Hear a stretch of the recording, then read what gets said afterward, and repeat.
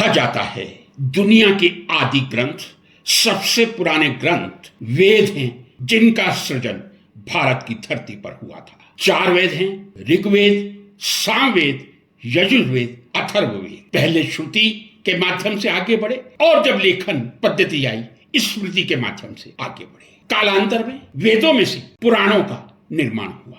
पुराण 18 हैं। किस पुराण का सबसे पहले और किसका सबसे बाद में, यह पूर्ण विश्वास के साथ नहीं कहा जा सकता, लेकिन एक क्रोनोलॉजिकल ऑर्डर जहां अनेक विद्वानों का एक मत है, उन 18 पुराणों के नाम आपके सामने प्रस्तुत कर रहा हूं। किस समय में उनका सृजन हुआ था और कितने श्लोकों से उस पुराण का निर्माण हुआ है। इस क्रम में सबसे पहला है मार्कंडेय पुराण। 3वीं से 5वीं शताब्दी के मध्य इसका सृजन कहा जाता है। 9000 श्लोक हैं। वायु पुराण 4वीं से 5वीं शताब्दी के बीच 24,000 श्लोक हैं। तीसरा विष्णु पुराण 4वीं से 5वीं शताब्दी 23,000 श्लोकों से इसका सृजन हुआ है।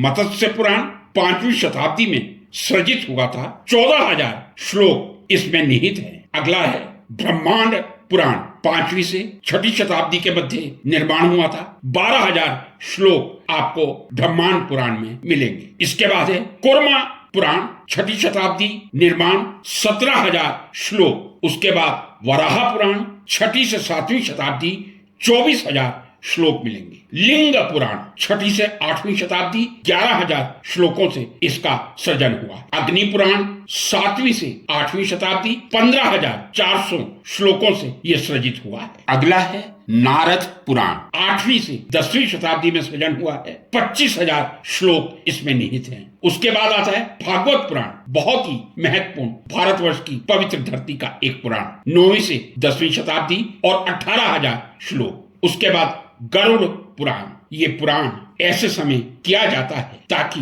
कहा जाता है जाने वाली आत्मा को शांति मिले। शायद यह मैं विज्ञान के दृष्टिकोण से गौण कहूंगा। ये ऐसा पुराण है जिसको हर व्यक्ति को जिंदगी में एक बार अवश्य सुनना चाहिए ताकि मानव अपने कर्मों को सुधार सके। शायद यही कारण है जब परिवार का कोई सदस्य परलोक गमन करता है, गरुड़ पुराण का पाठ सनातन भारतीय हिंदू घरों में आपको अधिकतर देखने को मिलेगा। शायद जीवन रचने का या जीवन जीने का एक संदेश देता है। कर्म किस तरह के होने चाहिए ताकि हम अगला जन्म सुधार सकें, पुनर्जन्म मिले तो अच्छा ही मिले। इस क्रम में अगला है ब्रह्म पुराण। 9वीं से 10वीं शताब्दी में निर्माण हुआ था। 10,000 श्लोक हैं। स्कंद पुराण 10वीं से 15वीं शताब्दी 81,100 श्लोक हैं। पद्म पुराण 10वीं से 12वीं शताब्दी 55,000 श्लोक हैं। इसके बाद